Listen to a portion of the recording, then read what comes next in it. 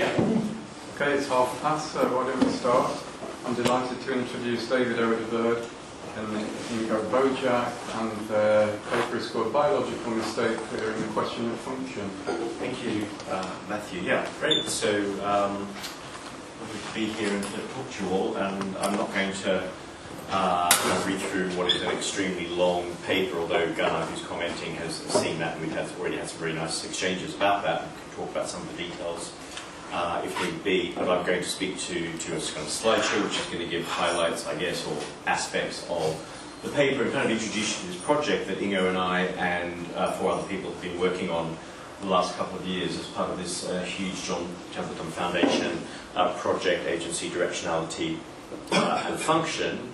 And just very extremely quickly, it's just a team of scientists and philosophers. It's a very interdisciplinary kind of arrangement. We have Ingo's a computational neuroscientist, myself as a philosopher. We have a colleague, Jonathan, who's a clinician. He's a trained psychiatrist and doctor who's published in philosophy of biology over a number of years. We have an expert on blood clotting, which is the kind of more experimental and modelling aspect of our project.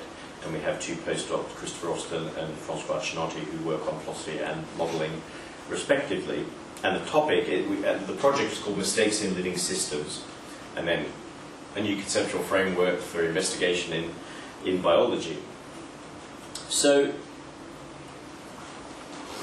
it's all about the term mistake, which is a term that doesn't kind of crop up so readily in biology and philosophy of biology, although you won't find it. And we've kind of been thinking for a long time that the idea of mistake making is a new, I guess, not wholly new, but a new way or distinctive way into the questions of life itself, the distinction between biology and physics as distinct special sciences, the reductionism question, and a framework for investigating, actually doing experiments and which can reveal things that maybe biologists hadn't thought of previously about various biological systems.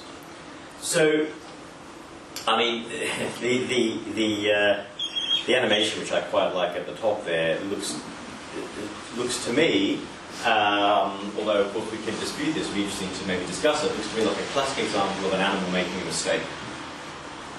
So the frog is just too late, just slightly off on the timing, and has missed something that it was trying to do. Now, of course, one can talk about that, so we need to know the context and so on, and I think it does reveal interesting philosophical questions if we were to kind of interrogate something like that a bit more closely, but I'm not going to do that right now today. I'm just telling you this is an example of a biological mistake, all things being equal.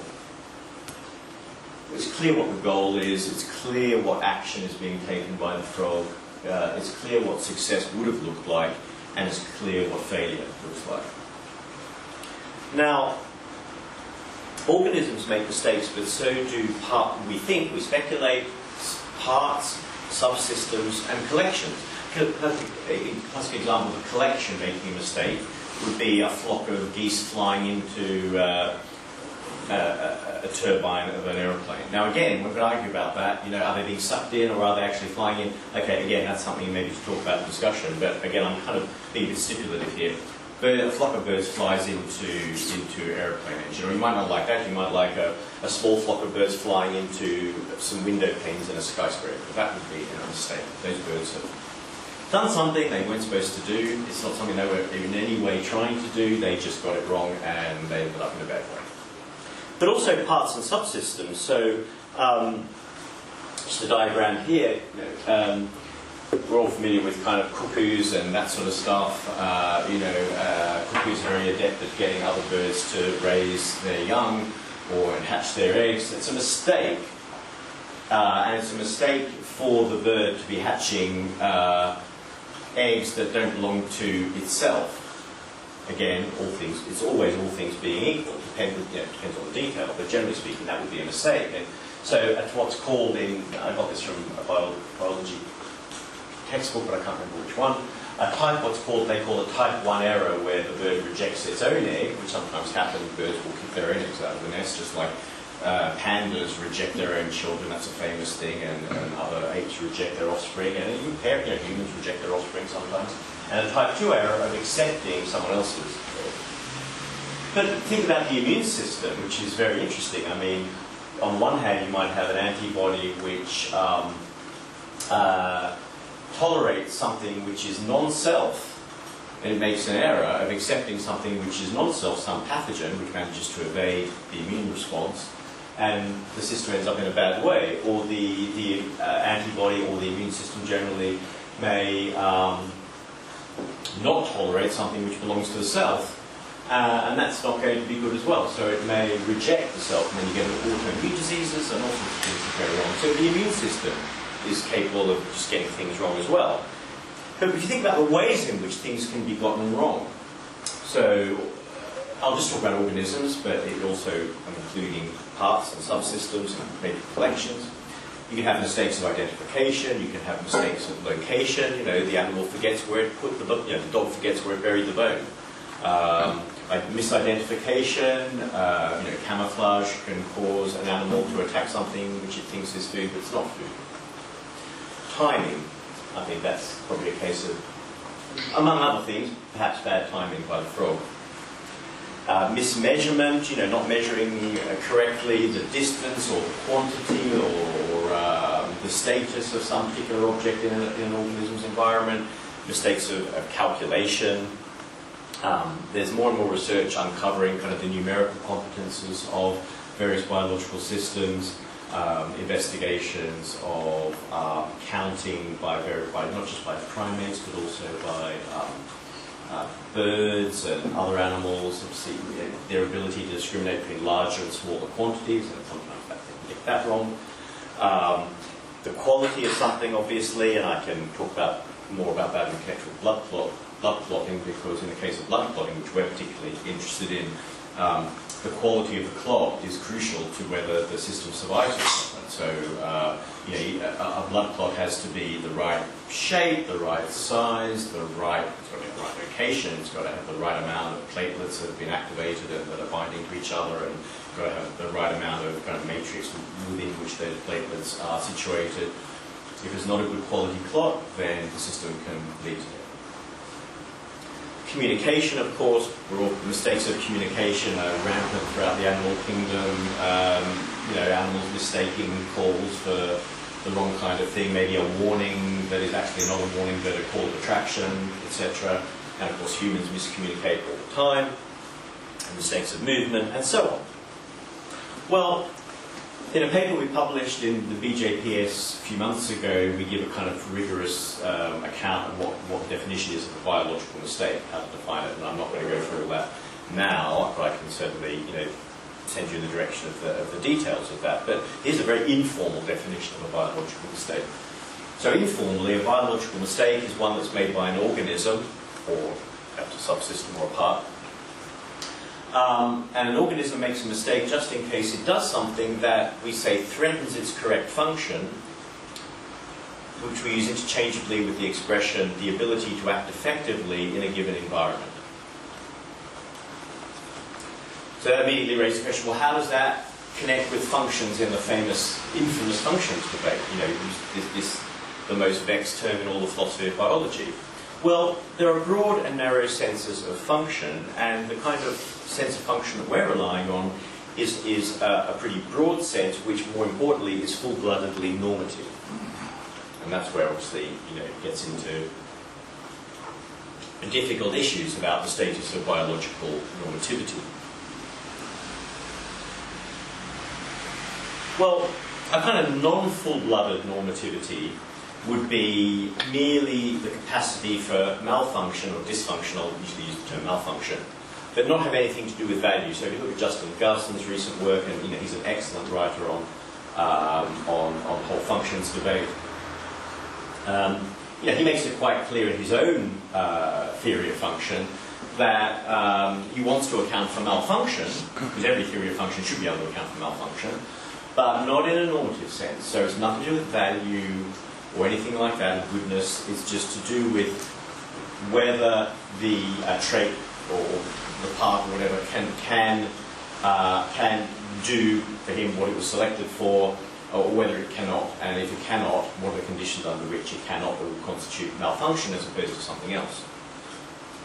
Whereas from our point of view in what we call mistake theory, full-blooded normativity is realistically evaluative. It's a real thing and it is an evaluative thing. So the questions that we're interested in when we investigate mistakes are questions such as, how does the organism fare? How is it doing? Is the organism acting effectively in its environment? Is the organism functioning well in that broad evaluative sense? Is it flourishing? Does the part of the organism or the subsystem, for example, promote or protect the organism's flourishing? And by flourishing we mean things such as that are not particularly, just new or nothing original in our notion of flourishing. We're helping ourselves to a broadly, Aristotelian notion of flourishing. Health, integrity, safety, good development, reproduction, in the case of reproducing animals, sterile hybrids in brackets there, of course. Now, in the narrow sense of function, as in the function of this trait is to ...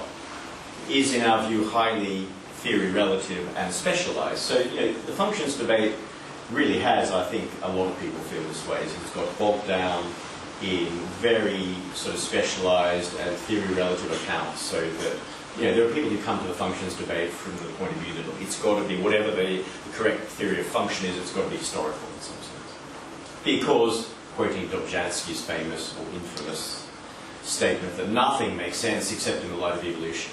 So it's got to be historical. And then there are others who say, well, some things maybe, but not everything has to make sense only through the lens or in the light of evolution. So we can have a sense of function which is more contemporaneous, for example, such as causal law theories and so on.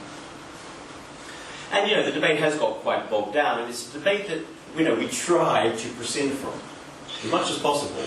We don't commit ourselves to a particular theory of function in the functions debate. And I'm going to kind of be a bit go off-piste here and just say, without saying that necessarily Ingo would endorse this or any of my other fellow team members would endorse this, but I'm just going to say for my own part that if we did come down on in favour of a particular position in the functions debate, it's probably the theory is not going to look like a lot that's out there in the current literature, because it is going to be highly normative. It won't be completely original or anything like that. It's going to be very similar to some theories that are out there, but it's not going to be maybe one of the core kind of accounts of function that you would expect to find, such as selective effects or the role biostatistics or whatever. We'll maybe discuss that. So mistake theory is compatible with accounts of narrow function as far as we're concerned.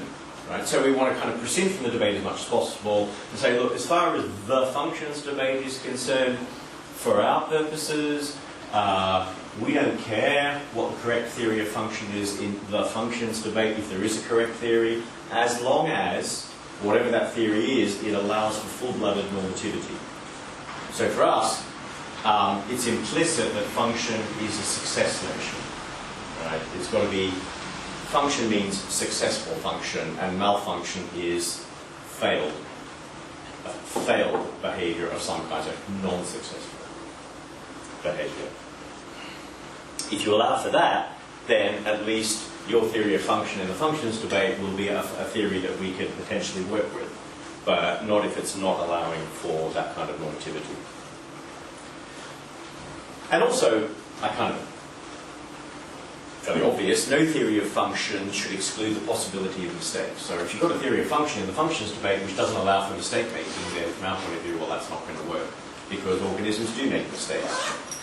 Obviously, one person's modus tollens is another person's modus tollens, and you say, well, they don't make mistakes, and say, fine, but this is our project. We say organisms do make mistakes, and we're quite happy to, debate on that as to whether that is the case. I believe it is the case.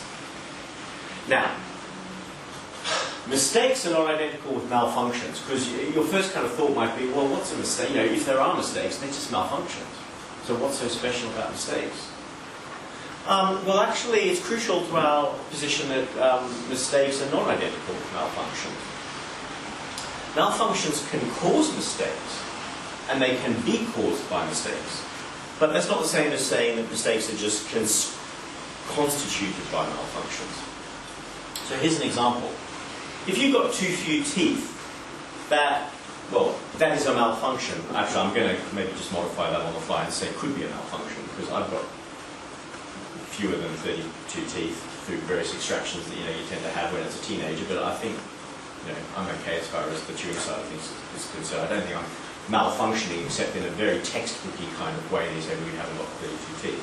But you can imagine someone who's a little bit worse off, right, who really does not have enough chompers and is going to have trouble getting through a biscuit, right? So having too few teeth in that sense is going to be a malfunction, but it's the chewing badly that's the mistake.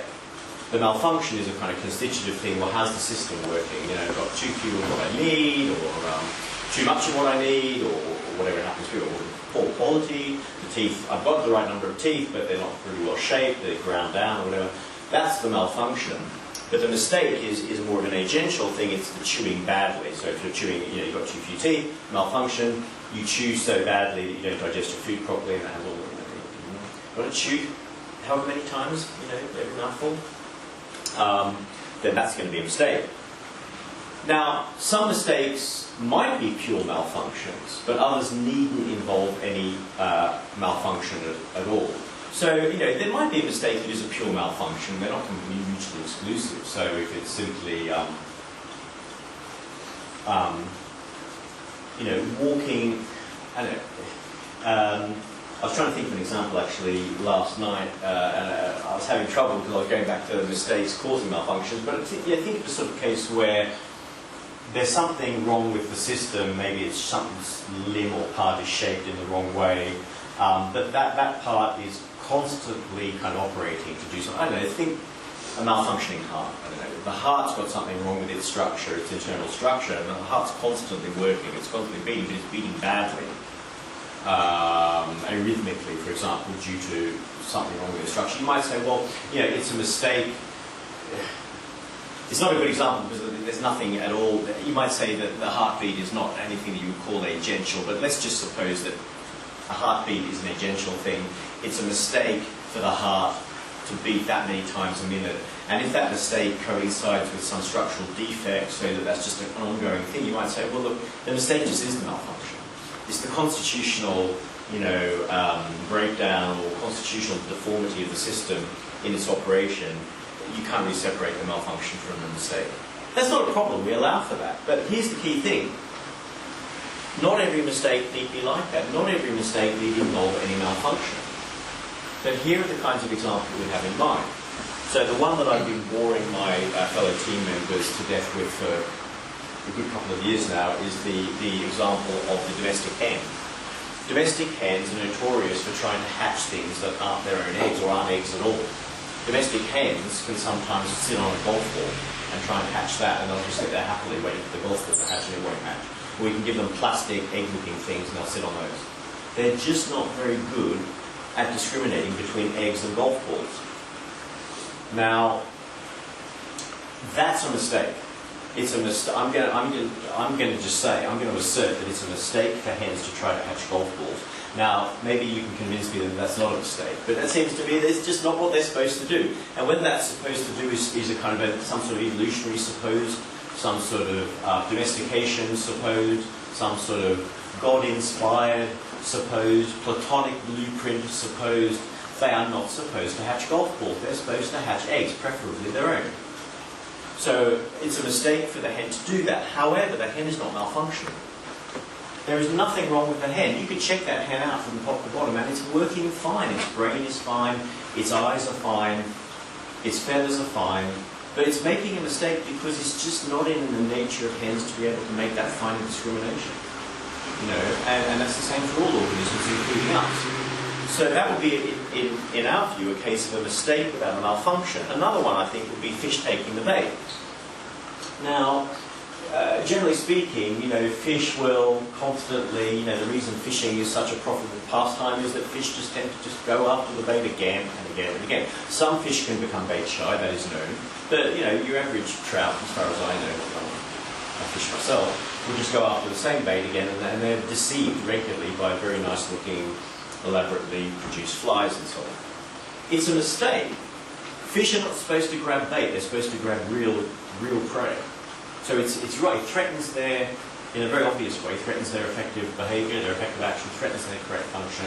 But it's not a malfunction. The fish is not malfunctioning, it's not sick or anything. It just can't do what it needs to do to stay alive in that context.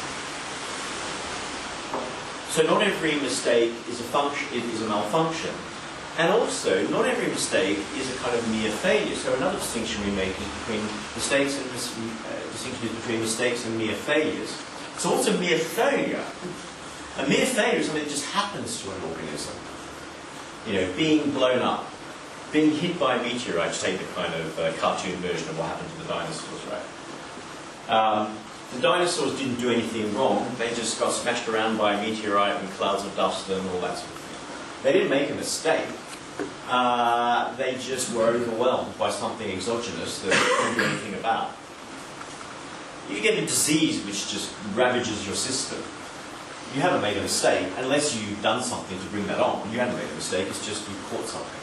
Being thrown off a cliff is a classic example of a mere failure that is in no way a mistake. Walking off a cliff is a mistake. Generally speaking, you shouldn't walk off cliffs unless you know what you're doing.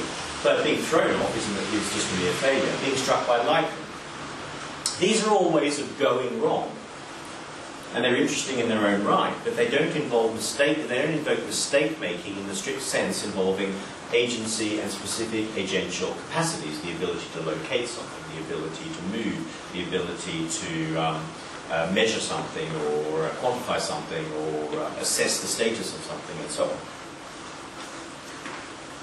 So this diagram, again, you know, I accept that one could argue about the specific examples, but I'm giving what I think kind of like toy examples here of the different kinds of activity where we have mere failures, malfunctions, and mistakes. So being crushed by an avalanche, mere failure, no malfunction, no mistake. Being invaded by a parasite, maybe. I think that could be, in certain contexts, something which is a mere failure that is a malfunction as well. So it happens to you, you're just invaded by parasites, and immediately your system breaks down. So you're malfunctioning, and you're subject to a mere failure.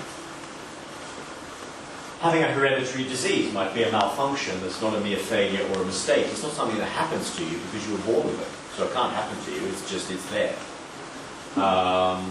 And it's not a mistake, it's not something you've done, it's just you've got this constitutional, systemic disability or deformity or breakdown. Teeth grinding, something that I've suffered from over many years. That looks like it's a mistake. You shouldn't grind your teeth. It's not going to work out well for you if you don't remediate teeth grinding.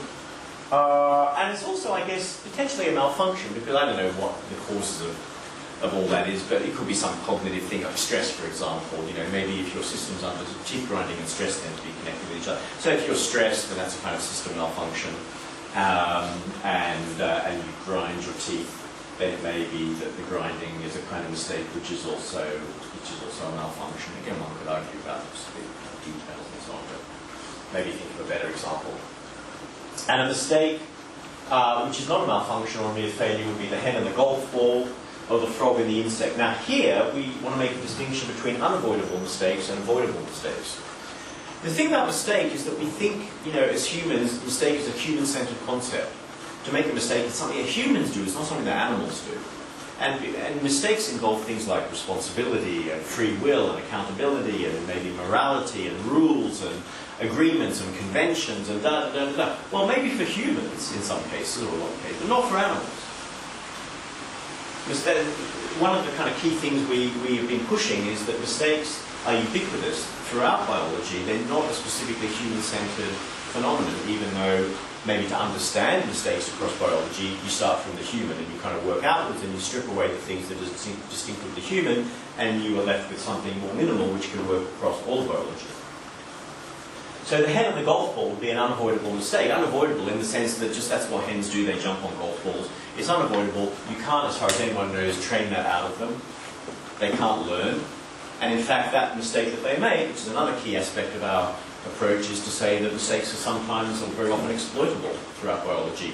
One organism's mistake is another organism's breakfast, right? So the hen and the golf ball might be a mistake by the hen, but farmers actually exploit that mistake to manage broody hens. When the hens get broody, when they have an egg and they start, wanting to hatch something, farmers will stick golf balls under them to just keep them quiet. Like sticking a dummy in the baby's mouth, they shut them up, right? So you can exploit that mistake. But the frog and the insect looks a bit more like an avoidable mistake. And again, I don't know a lot about frog-insect interactions, but I'm guessing that if that frog probably could have got there a millisecond faster, and probably could have got that insect. It was damn close, right? So it's not a mistake if the frog leaps it. Well, okay, so I'll come back to that. But this specific example, I think, is a case of an avoidable mistake. I'm not saying the frog could be trained. I don't think you can train frogs to do anything, but I think maybe if the frog the frog probably could learn, frogs can learn, and they can maybe calibrate distances a little bit better the next time around. I'm not a frog specialist, I'm just speculating there, but you can think of other examples. And I think it's interesting to compare mistake theory with other ways in which philosophers of biology have talked about things going wrong. So there's a very good paper by Griffiths and Mathewson in Journal of Medicine and Philosophy, Biological Criteria of Disease, 4 Ways of Going Wrong. And I'm not going to try to dwell too much on this because I don't have a huge amount of time left, but just to kind of skip through a few things here. They identify 4 ways in which systems can go wrong, which they call kind of mechanism failure, a non-selective environment, an inhospitable environment, and heuristic failure. I think in the interest of time, I'm going to focus on maybe a couple of these at the expense of the others. A mechanism failure is what it says on the tin.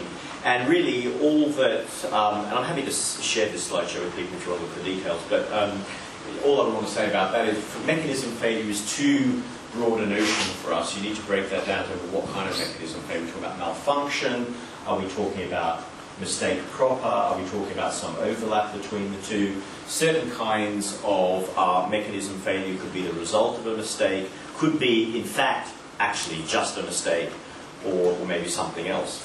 So I'm going to kind of just skip past mechanism failure because I think there are more interesting things to talk about here. Non-selective environment is interesting because the example they give is of the glowworm. So glowworms that are in urban environments get distracted by all the lights coming from the buildings and the traffic lights and what have you, and it makes it harder for them to find a mate. Now, things go wrong for glowworms in that context. So, they take this to be a normative thing just as much as we do. This is a real normative problem for glowworms that they can't get the mates that they need because they're being distracted. And I just want to say that mistake theory would suggest, well, it could be a failure, it could be a mistake, and how we investigate that depends on how we categorize it. So, for example, it could be that and again, I don't even know what experiments have been done on this, I don't know if any experiments have been done on this. Does the artificial light engage actual location mechanisms in the glowworm? So is it the case that glowworms have some primitive location mechanism allowing them to track onto a light source coming from a mate, and that when there's a light coming from a traffic light, that they track onto that instead, so they're making a location mistake? And what consequences might that have in terms of whether they can learn from that, be trained in various ways, or whether how they can avoid it, and so on? Or is it the case that this disturbance from light sources is more like kind of mere failure, a kind of massive, like for example, think of cases where whales, notoriously get completely discombobulated by sonic disturbances, right? Ships give off sounds and bombs go off and what have you, and the whales, the whole pod of whales gets completely sonically wrecked. They can't echolocate and they beach themselves and stuff like that. They go around in circles or whatever. Now, that looks to me like more of a mere failure rather than a mistake. And you say, well, there's a location mechanism involved. But I think, there's location and there's location. There's the kind of mistake of location where maybe the frog doesn't know what branch the insect is sitting on.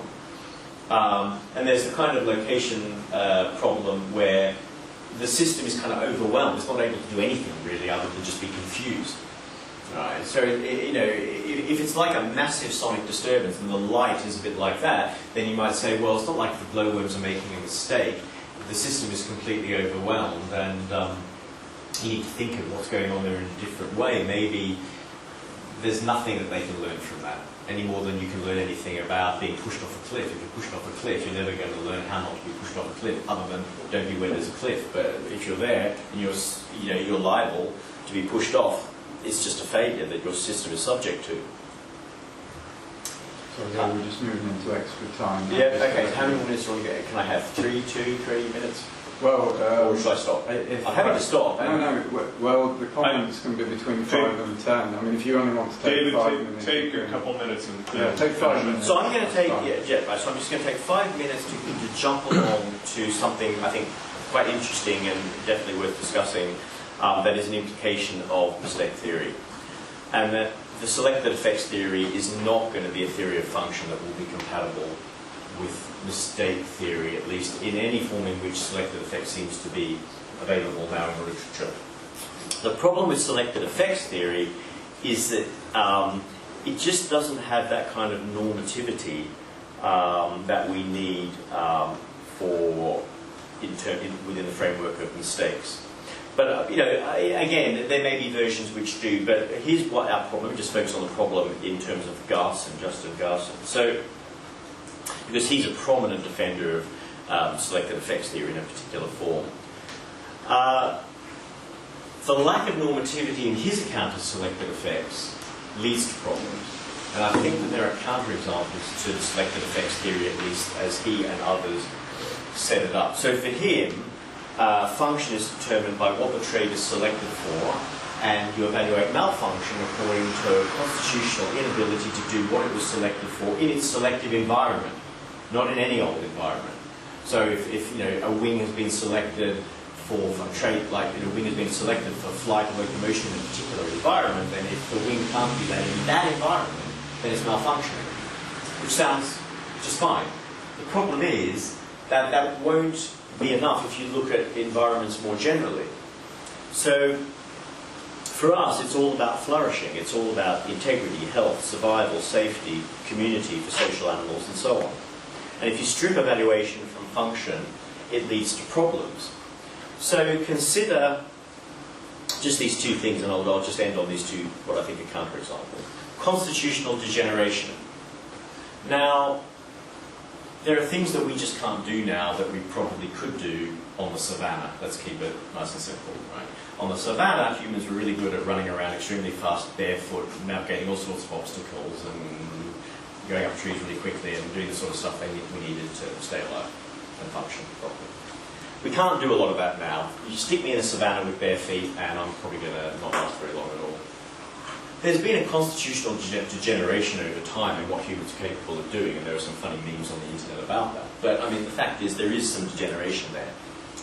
But I think it's a stretch to say that I'm malfunctioning now because I can't do what I was selected for on the savannah to do. But according to Garson, that's a malfunction on that version of selected effects theory because I can't do in the selective environment what the particular trait was selected for in that environment, namely running around fast, barefoot, and climbing in an agile way and so on. Strictly speaking, his official definition, that's a malfunction. But I don't think I am malfunctioning. I'm malfunctioning now because of that, historically. But to me, that doesn't look like a malfunction. I'm not malfunctioning. I've degenerated. I'm not as good as I would have, as my ancestors were, but I'm not malfunctioning. I'm just fine as a human in my current environment. I can flourish. The other example, so that would be selected effect, which is not necessary for function. Conversely, there are selected effects which are not sufficient for function either. And this is and I'll end on this example, the polar bear in the desert, the infamous example of the poor polar bear is taken from the Arctic and dumped in the middle of the Sahara. It's not going to last long. It's going to malfunction in a comprehensive way. Its systems are going to break down almost instantaneously. And that is a malfunction. Looking at it normatively, can it act effectively in its environment? Of course it can't. It can't do much of anything other than starve to death and die of thirst and overheat and so on in the desert. But from a selected effects point of view, it can do everything that it was selected for in its selected environment. In the Arctic, it would do just fine. the traits were selected for a particular function in the Arctic, and if it went back to the Arctic, it could do just fine. It will do just fine. So from a selected effects point of view, it has no constitutional inability to do what it was selected for in its selected environment. But in its current environment, it's malfunctioning. And the problem there is that selected effects theory just can't account for that kind of failure of normativity in this non-selective environment. And I'll end on just one more sentence, which is to say that, of course, which is to say that if selected effects theorists were to say, well, let's just broaden the environment range, then we're not just talking about selective environments. Well, the problem there is that it's going to collapse into a non-historical theory, because you're no longer appealing to a particular privileged set of historical environments, you're just going to want any environment. And I would say, fine, jump on board, because if the polar bear cannot do what it was selected for in any environment, or in any arbitrary environment such as the Sahara, if that counts as a malfunction, then I'm with you, that's a malfunction, but then how is the theory historical anymore? It's not a historical theory, it's just looking at what it can do in any environment. You could replace selected effect with designed by God, designed by aliens, a Platonic blueprint, etc., etc. Selected effects are not really going to do. So I'm going to end on that. I'm sorry there's a lot of material there and other things I've had to admit. Happy to share the slideshow with anyone on the paper or films. Leave it there. Thank you very much.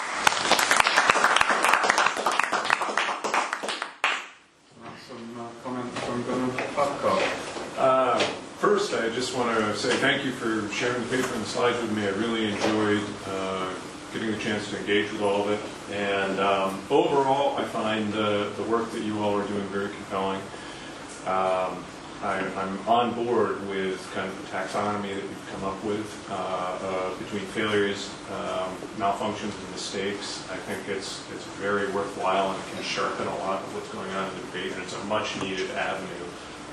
So I look forward to seeing further development. So by and large, I find a lot of work that you're doing very compelling, and most of my commentary doesn't end up challenging kind of the categories and the way that you're trying to carve up mistakes in the theory that you're developing. The kind of the three ways where that got me thinking and looking at your work in the exchanges that we've had. One is it seems as though I would be curious because it seems like you want an account of mistakes or malfunctions to be able to adjudicate between borderline cases. So it seems like out of a theory of mistakes in biological practice, one thing that I would want is, of course, you have the intuitive cases of the things that you would want to say are fairly obvious mistakes or malfunctions, but a good theory of mistakes should be able to tell me. So things that I was coming up with were like, going gray, is that a mistake or a malfunction, or is that kind of unproblematic from a biological perspective? I can kind of come up with other odd cases along those lines, but one thing that I suppose I would want from such a theory would be a way to adjudicate between them. Then in putting on my hat of kind of defending selected effects theory and imagining what Garson would say in response, is that into kind of the criticisms that you level at the current selected effects literature. I wonder if the way Garson would deal with this, even though he often says what he's trying to do is offer a descriptive account of how functionality is talked about in biological practice, it seems as though some of the project or a move that Garson and others in the selected effects camp could make is to say that part of what they're doing is kind of more prescriptivist, right? Where they're saying, well, okay, I take the polar bear and I put it in the Sahara, and okay, that seems like now it's just malfunctioning, it's not going to last very long. But isn't a move that they could say, well, we're prescribing how we ought to use these terms, right? We might be inclined to say that it's malfunctioning, but in fact it's not, right? Because you do just have to index it to the selective environment where it's from. So when you attribute it kind of malfunction in the Sahara, you're actually just using the term incorrectly. And part of what I, Garson, am trying to do is reassign and re-prescribe how these terms ought to be used. I don't know whether Justin would say something like that or not, but I take it that's one way an essay theorist could respond. And then finally, the only other kind of brief thing, and I know that you have a full-blooded kind of normative account, but I would also just be curious to know what you would say to somebody like Cummins from a causal rules position, because it seems like one way of reading kind of causal rules theorists is just to say that there aren't mistakes or malfunctions. And so to say something along the lines of, if there's a hole in a heart that prevents it from pumping blood effectively, then I think one way that Cummins deals with that in his causal rules theory is just to say that then the heart doesn't have the function of pumping blood. There's no mistake or no failure. It just lacks that function. So, of course, I don't know. I mean, I don't find that especially compelling, but that is one way that one can essentially just say that there really aren't mistakes or failures, right? It's just a purely kind of wholly, almost non-normative way of breaking everything down. So I would be curious to just hear kind of more elaboration on why one ought not go for that sort of a view, and just basically say, hey, your project is a lost cause, right? Why should we even be looking for these things to begin with? Right. No, thanks, Gunnar. That's really good. Just on the comments, yeah, I've never understood. Like a lot of people, I find it mystifying that a theory of function could end up with a consequence that if you have a hole in the heart, then the heart no longer has the function of... I understand what it means to say the heart no longer performs the function of pumping because of the hole, but to say that it somehow loses the function. It loses the function because it can't perform the function seems to me just a complete non sequitur. Like saying, I lost the ability, constitutionally lost the ability to speak because I suffer temporary aphasia or something like that. Constitutionally, I've got something wrong with me, which hopefully can be remedied. But even, but I think so in having the function, performing the function are two different things. And so I don't have a lot of anything new or interesting to say about those Cummins cases. I just find it mystifying. I'm not sure what's gained by saying that the hole in the heart, the hole in it, doesn't have to function. What do we get there theoretically that we couldn't have otherwise that we really wanted? I'm not sure. Maybe there is something, but that's my kind of just intuitive reaction to Cummins. As far as the Garza, again, I had a kind of a response of, well, okay, so suppose he's prescriptive about it and says, look, I'm stipulating this is the particular sense of function. A la functions debate is the selected effects theory. Then I would say, well, what is happening to the polar bear? The polar bear in the desert is clearly constitutionally breaking down in all sorts of ways that intuitively look like what your average person will call a malfunction, a breakdown, a systemic breakdown. So what is going wrong with is anything going wrong with the polar bear? And that's a bit of a problem actually, because Justin is going to say, well, my theory of function doesn't bring values into it at all. And actually, when he talks about selected effects theories and function generally, he sort of says, he makes these remarks. I don't necessarily want to pick on him as though he's the representative of all the views out there, selected effects views, but I think, if you look at Millikan, what Millikan says about proper function, it's not like she says that much more than he does. And even Karen Neander doesn't say a lot much more, although she seems to kind of pay more respect, as it were, to the notion of the normative notion, but not a lot. What's going wrong? Is anything going wrong with the polar bear? Is anything? And if something is going wrong with it, in an objective sense, don't you want to call? Why wouldn't you want to call that a malfunction? What do you want to call it? Call it something else then. In which case, it's really a verbal dispute, and he wants to say, let's reserve the term malfunction for my specific technical notion, and let's introduce, malfunction for what the polar bear is doing. And I'll say, okay, well, by malfunction, I mean what you call malfunction. And we're not really arguing over anything substantive. But if he wants to say, no, actually, when you talk about normativity, you talk about the polar bear going wrong, then you're bringing values into it, which he sometimes says, I'm not really interested in values. That's something else. That's some sort of subjective human thing that has nothing to do with biology. then I would say that is a substantive difference, and then I would prescribe back and say you ought to be using the term malfunction for the polar bear because you need to mark out an objective phenomenon here about what's going wrong with the polar bear. And as far as the borderline cases, these are really interesting. I mean, I've thought about these in other contexts. Death. Is death the ultimate malfunction? Well, it kind of is, I guess, and I suppose I'd want to say that it's the inevitable malfunction. I think people sometimes get confused about this, and they think that the inevitability of something means that it can't be a malfunction. Death is a part of life, right? This kind of death is a part of life trope makes it sound like death is not a malfunction, because otherwise you'd be saying that life is a malfunction, and it's not. It's part of life, and life's not a malfunction. And I think, as poetic as that happens to be, it's not really, you're missing something important. It is a malfunction, and it is inevitable, as much as we don't like it. Now, going grey is a tricky one, because we index mistake-making to environment. We say, well, you can't assess whether something's a mistake unless you look at how the thing functions in its environment.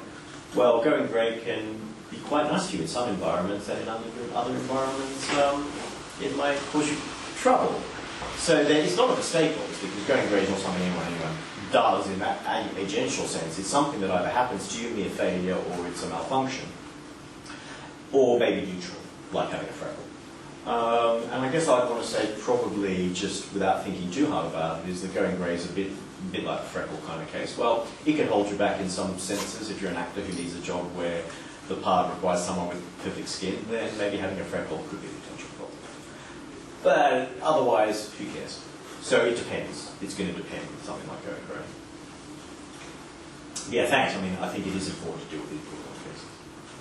Thank you, both of you. So, yeah, we just got over 10 minutes for questions. Put forward, sir? Yes. So forgive me if this is something that was said along the way. I'm kind of fading in and out thinking about what you said. But here's the thesis. All right. Weak form mistake involves agency. I think you said that, right? But a stronger for mistake either can be said to be, is correctly said to be, is a failure of exercise of agency. Now, here are three reasons for saying, three things that does for you. It captures the normativity, all right? Borderline cases of mistakes are, or at least coincide with borderline cases of agency, and it accommodates the fact that mistakes can actually be good for an organism. Right, okay, so can I just go back to the first thing you said, which was, did I say that mistakes are a failure of agency? So I didn't, well, I hope I didn't say that. I didn't mean to say that mistakes are a failure. Okay, well, it's my thought. But you're trying to interpret it, yeah. So mistakes are agential in the sense they invoke agential capacities of systems. Systems that don't have agential capacities can't make mistakes on our definition, and but we speculate that probably these agential capacities are found throughout biology, from the microscopic up to the macroscopic. Now, failure of agency, yes, I think, are you thinking, correct me if I'm wrong, but are you thinking of things like mistakes by omission? Like no, not just that. Sorry. So what were you thinking when you say? So I don't want to say that mistakes are a failure of agency. Mistake, they're a misfire.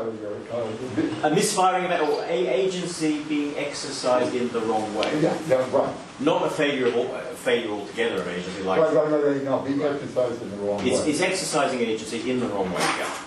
Yeah, that seems right. That's how we want to think of it. So, and then, sorry, you said some more things about okay, there are three things that seem natural to say about agency with this thesis accommodates. It captures the normativity. Yeah. All right? Mm-hmm. Borderline cases, although you just suggested maybe there aren't any, but borderline cases of mistakes are, or at least coincide with borderline cases of agency. And it accommodates the circumstance, it seems to me, that mistakes can actually be good for an organism. Definitely that, the last part. And I don't think that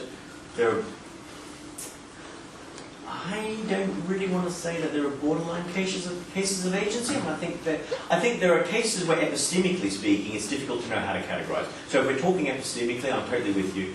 there are borderline cases. It is very difficult to work out, and I think this is just something for philosophers to work out and biologists to collaborate, to kind of think about these cases, whether a particular example counts as a mistake with real agency, or just a failure, or maybe just a malfunction. So, but ontologically, I guess I want to say that either there's genuine agency here or there isn't. There's a mistake here or there isn't. I don't think. I wouldn't want to say that there are kind of ontologically borderline cases of mistakes. It's like either a mistake has been made or no mistake has been made. Maybe that's just wrong. Maybe we need to tolerate this kind of this vagueness problem, that's going to infect biology as much as everything else. But I kind of methodologically, I start from the view that no, it's a mistake or it isn't. It's agency or it isn't. Epistemically, there can be really difficult cases we may never know the answer, but at least we have a way of thinking about it to try and work out what the answer might be. Let's talk about this more later. Yeah, sure. Alex? Thanks. Yeah, this might be a really shallow question about like me being puzzled by labeling, but maybe not insofar as you want judgments using these terms to be shared by like the sympathetic reader. So you're taking mistakes to be like a kind of action fundamentally, but I sort of think a mistake in the first instance is like a misconception, an error in judgment, something at the level of thought, whatever, taking something for what it isn't. And then of course we label actions mistakes as well, but normally when they involve mistakes in that kind of primary sense. And there's a similar thing going on with failure, where mere failure, you want it to be something that just happened to you, but failure is like a lack of success, not affecting your purpose or whatever, and of course that sort of thought doesn't apply to being thrown off a cliff or being struck by lightning.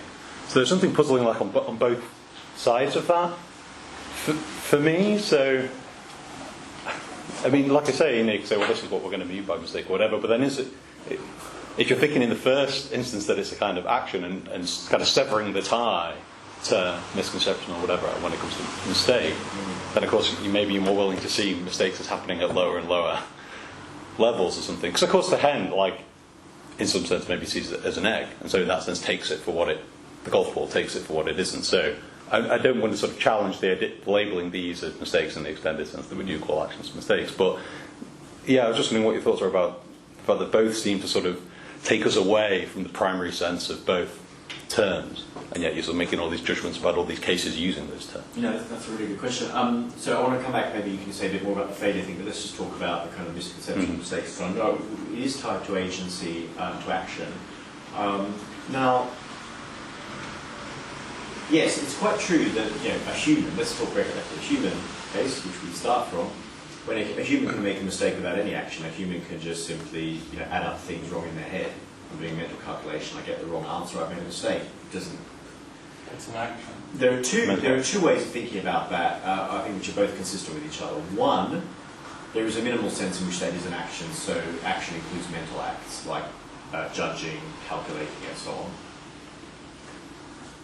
There is a broader and more biologically interesting, I think, sense of action in which the action is about what's going on in the environment. So, yes, I make a mistake in a technically kosher sense. It's a mistake if I simply add up 2 and 2 and I get 5 in my own head. I don't think biologists are going to be particularly interested in that unless there are implications for action in your environment. So, the classic example we throw around, which we talk about this in our team, is adding up the restaurant bill incorrectly. Right? If I add up the restaurant bill incorrectly, that does have implications for my action in my environment. So that's a big mistake, generally speaking, right? Needn't be, but it generally is. When we think about biology broadly, and the whole point of mistake theory is to kind of give it a framework which could be used for investigating kind of all of biology, without replacing any other framework, but just kind of supplementing by just a different way of looking at things. What the biologists are interested in is, how the systems or how the organisms are getting on in their environment, not what's going on inside their heads, pure and simple. So yes, I listed mistakes of calculation, mistakes of judgment, and sure, what's going on in the head is a mistake, but really, in a biologically interesting sense, it's the beginning of a mistake rather than a mistake. in a philosophically, technically correct sense, it's a mistake as soon as things go wrong up here. In a biologically and experimentally interesting way, it's really what goes on in the environment where it starts to have a knock-on effect that matters. Is that kind of addressing what you were worried about, or maybe not? I can come back. Yeah, maybe a quick comeback, and then I've got a question if nobody else has. But yeah, go Yeah, on. I mean, I mean, maybe it does. 'Cause like I say, it might just be like a shallow, or you might be like, look, there's a category of action that we're interested in, and the biologists are going to be interested in, and we're labelling it a mistake, and that, but I take it the decision to do that is partly driven by these judgments about these things being mistakes. What I was suggesting was not. I mean, of course, there are mental actions. And so if actions could be mistakes, they could be mistakes too. But the worry was like, well, the primary sense of the word mistake is like the misconception, taking something for what it's not, right? And that can be a judgment like a mental act. Maybe it can just be a mental state as well. I mean, whatever. But that's like what a mistake is in the first instance. And then derivatively, I mean, I'm not an ordinary language philosopher, but it's like, and so the worry is like, if that's like the primary controlling sense of the word, then there's something odd in like, it might slightly distort our judgment about where we want to find mistakes out there, or there's a weird sort of departure from just the meaning of the word. But I mean, that's okay, but it's, I don't know. I don't know what the significance of it is, but that's like. Can I just really quickly just to say, is that I think it's a misconception to think of misconceptions as the primary sense of mistake. I think that's too human-centered. I think that's us thinking about human mistake-making, and we think about what goes on in our head and our mistaken thoughts and so on, and we think that somehow that's the kind of core sense. I think the core sense of mistake is much more out there in the world, like it's us as animals among lots of other animals going around and getting stuff wrong and bumping our heads into things that we're not supposed to bump our heads into. I think the primary sense of mistake is more of a environmental kind of getting on in the world. And then for humans, but for not just maybe not human, but animals that are capable of mental mistakes with no connection to outside knock-on effects, but just getting things wrong in that other sense, then yeah, there is a sense of mistake there which is special for those kinds of creatures. But I don't think it's the primary sense of mistake. Any more than I think that, morally responsible mistakes or, mistakes of accountability or something like that are the primary sense of mistake. That would be my response. That may not be satisfying, but you kind of get where I'm coming from on that. I think it's the action in the environment for us is really the primary sense of where mistakes are likely. Follow up. Thanks. Thanks. Yeah, we've got time for another question. I've got one in. Okay, yeah.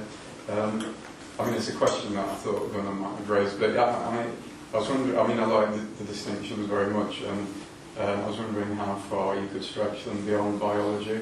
I suppose it's partly to do with how far you can stretch the notion of agency. But I was just thinking, for example, someone like me who thinks teleology goes on in cybernetic systems and the like. I was trying to think of some cases that look a bit like mistakes. One I came up with, for example, a homing missile is kind of on track to the target, and the target emits countermeasures that are very sophisticated, and somehow things go wrong for the missile. Now, in that case, it's not clear to me that there's been a malfunction. You might look at the missile and say, well, no, it did everything it was supposed to. It's just that things aren't always perfect, and something happened and it couldn't deal with it.